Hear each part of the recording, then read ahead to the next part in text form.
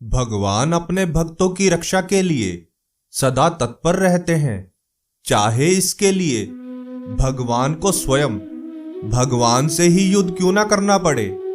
जब दो महाशक्तियों के बीच युद्ध होता है तब एक की विजय और एक की पराजय निश्चित होती है। एक ऐसे ही युद्ध का वर्णन हिंदू महाकाव्य लिंग पुराण में किया गया है। उस युद्ध में श्री हरि विष्णु पराजित हुए थे, परंतु ऐसा उनकी शक्तिहीनता की वजह से नहीं, बल्कि एक ऋषि द्वारा दिए गए श्राप की वजह से हुआ था। आज की इस वीडियो में हम आपको बताने वाले हैं उस शाप के बारे में जिसके कारण नारायण को हारना पड़ा था।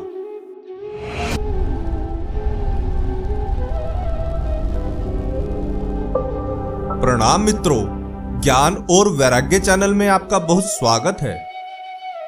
लिंग पुराण में वर्णित एक कथा के अनुसार ब्रह्मा जी के पुत्र और श्री हरि विष्णु के परम भक्त राजा शुप और ऋषि दधीची परम मित्र हुआ करते थे। एक बार उन दोनों के बीच ब्राह्मण और क्षत्रिय की श्रेष्ठता को लेकर विवाद हो गया। शुक ने महर्षि दधीची से कहा, केवल राजा यानी क्षत्रिय ही यम, इंद्र, अग्नि, वरुण, वायु, सोम और कुबेर का तेज धारण कर सकता है। अतः एक राजा यानी मैं एक ईश्वर के समान हूं, इसलिए तुम्हें मेरी पूजा करनी चाहिए। अपने मित्र शुक की ऐसी बातें सुनकर दधीची को क्रोध आ गया एवं उन्होंने उनके सिर पर बाएं हाथ से घूंसा मार दिया। राजा शुक ने भी पलटवार करते हुए महर्षि दधीची पर वज्र से प्रहार कर दिया। वज्र के प्रहार से महर्षि धरती पर गिर पड़े। महर्षि दधीची अपना यह अपमान सहन न कर सके एवं बदले की क्रोधाग्नि में जलते हुए वहां से चले गए। राजा शुभ से बदला लेने का उपाय जानने के लिए महर्षि ने दैत्यों के महागुरु शुक्राचार्य का स्मरण किया। शुक्राचार्य ने उनसे कहा कि महादेव का पूजन करके ही अपने अपमान का बदला ले सकोगे। गुरु शुक्राचार्य की बात मानते हुए महर्षि दधीची ने महादेव की घोर आराधना की, जिससे प्रसन्न होकर महादेव ने उन्हें वज्र की हड्डियां तथा शरीर प्रदान किया। शिवजी से वरदान प्राप्त करने के बाद दधीची मुनि पुनः राजा शुभ के पास गए और उन पर अपने पैरों से प्रहार किया। शुभ ने भी दधीची की छाती पर प्रहार किया एवं बहुत से अस्त्र और शस्त्रों का भी प्रयोग किया, परंतु उन्हें कुछ भी नहीं हुआ, क्योंकि उनका शरीर वज्र का बन चुका था। शुभ को यह देखकर बहुत आश्चर्य हुआ एवं उन्होंने अपने आराध्य श्री हरि को याद किया। श्री हरि ने अपने भक्त शुभ की बात मानकर उसकी रक्षा के लिए महर्षि के ऊपर सुदर्शन चक्र से आक्रमण कर दिया, परंतु इतने भयानक प्रहार से भी महर्षि के शरीर पर कुछ भी असर नहीं हुआ।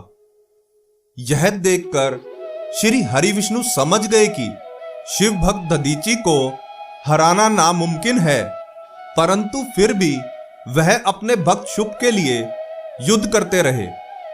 इस युद्ध में श्री हरि का साथ समस्त देवता दे रहे थे। युद्ध समाप्त ना होता देख ब्रह्मा जी वहां प्रकट हो गए तथा उन्होंने श्री हरि विष्णु और दधीची से युद्ध रोकने का आग्रह किया।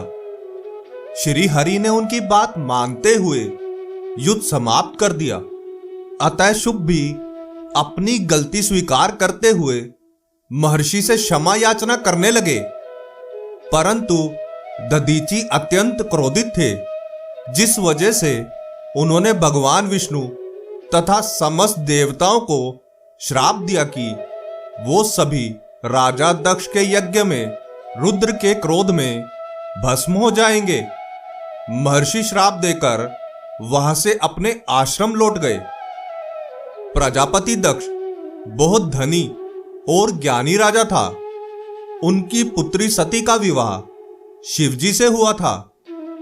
दक्ष ने एक बार बहुत बड़े यज्ञ का आयोजन किया, जिसमें उसने श्री हरि विष्णु और ब्रह्मा जी के साथ साथ समस्त देवता गणों को भी आमंत्रित किया था, परंतु अपने दामाद शिवजी और पुत्री सती को निमंत्रण नहीं दिया।